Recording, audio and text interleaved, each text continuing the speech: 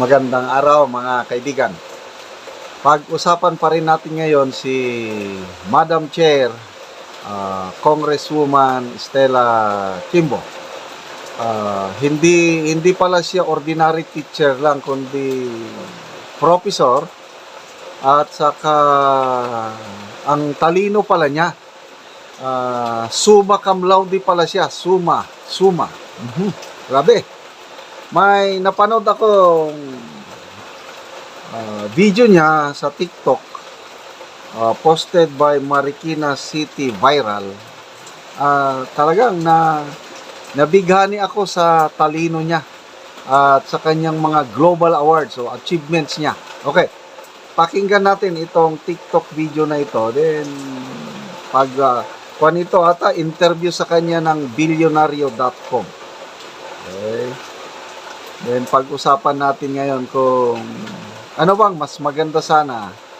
Doon na lang siya sa academe kasi professor siya sa UP. Nagtuturo ng economics. Ano bang mas malaking maitulong niya as a professor or as a politician? Pakinggan natin.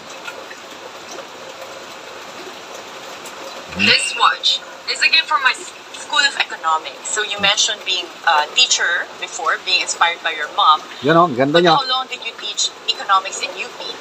So I started teaching in 1992. 92. I was a teaching assistant then. 21 years old. Yes.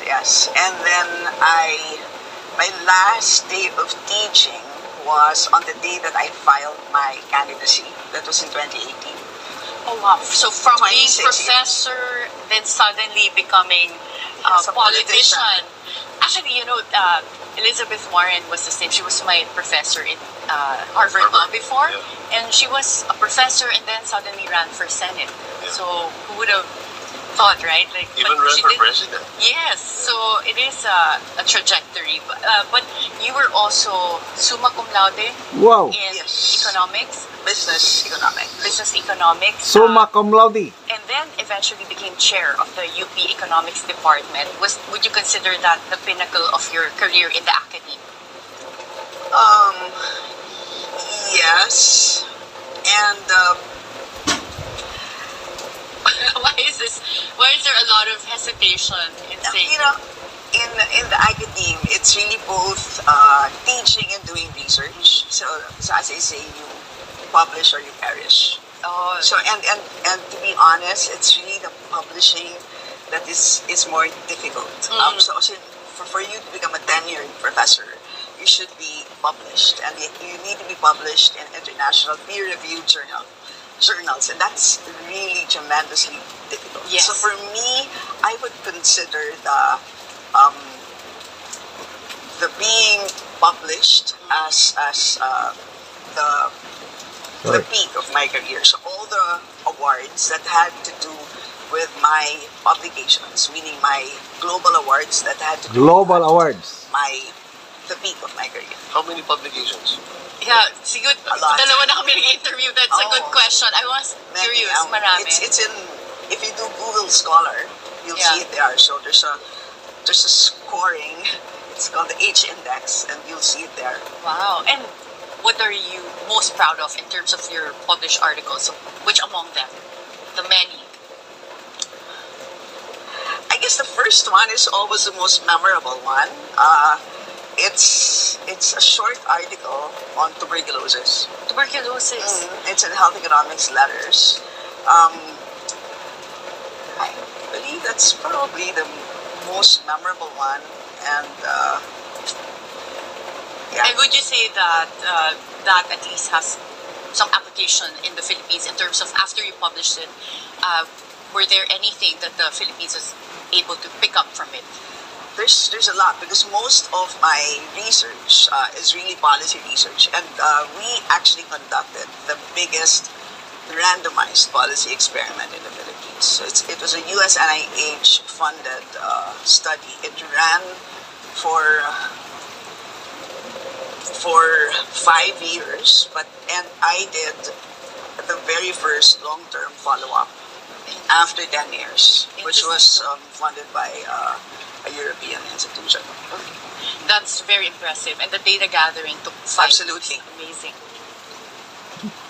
Okay, so nakakamangha po ang credentials ni Madam Chair Congresswoman Kimbo sa academe. Biruin mo yan, summa cum laude sa business economics, at the same time professor.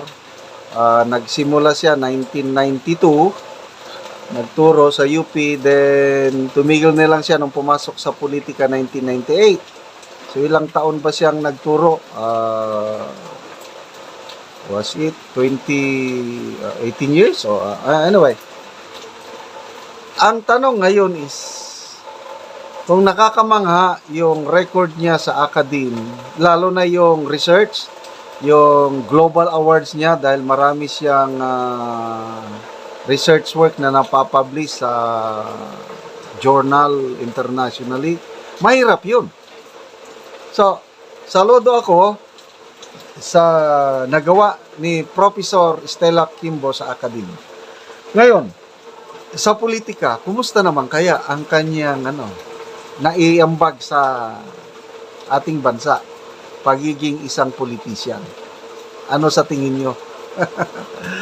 Ay, nako, lalo na yung, alam nyo na, nung nagsimula yung hearing sa Kamara, yung budget, yung stick to the plan, na gusto nilang i-checkmate si BP Sara, kailang silang na-checkmate kasi hindi nagpatinag si BP Sara.